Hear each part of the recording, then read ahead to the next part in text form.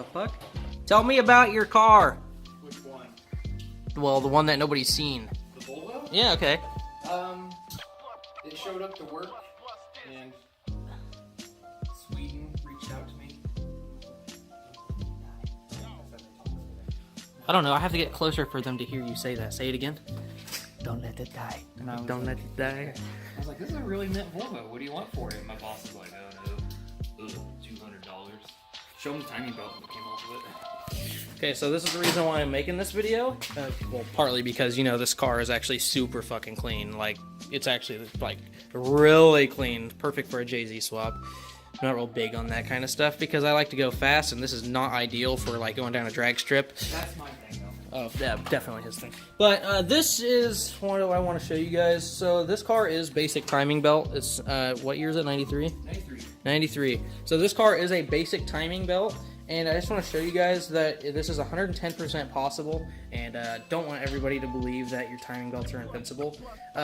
This car legitimately, what I'm led to believe, because these are interference engines, and by interference, like, these engines are just interference, meaning that the valve has to be to the maximum point open for the piston to be able to hit it if the timing belt broke.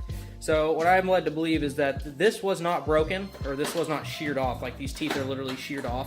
These teeth were not sheared off while the car was running. It had to have been done when the car was being turned over by the starter.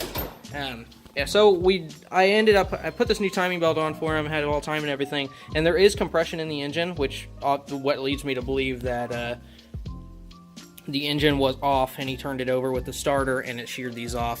The previous owner, not him, because he bought it thinking that maybe the engine was bad.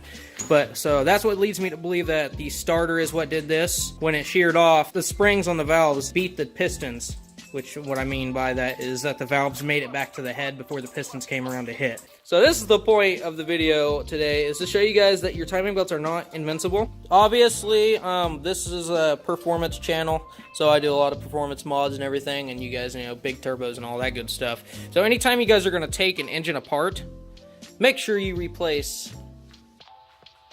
God, you're so fucking... Can't I just... That's not performance. Oh. Well, so anytime you're going to take an engine apart, make sure you replace your timing belt regardless. And, I mean, everybody's guilty of using the same timing belt again. Especially the blue racing belts, because those things are, like, actually really strong. And I don't think I've ever seen one of those break. But, yeah, it's just, a heads up. I'm pretty sure every engine that has a blue racing belt has just blown up before the belt's ever gone bad, because they're trying to actually make power. No, yeah, probably. Anyways, that's just a little advice I wanted to give you guys today, coming from us, from a timing belt fix that was fairly easy. You have an idea? Okay, you're just retarded. If you guys like this video, like it, comment, let me know what you think, and subscribe if you're new. We give great advice. Is there oil on that? Oh, you're just afraid it was going to hit you in the face. I like my teeth.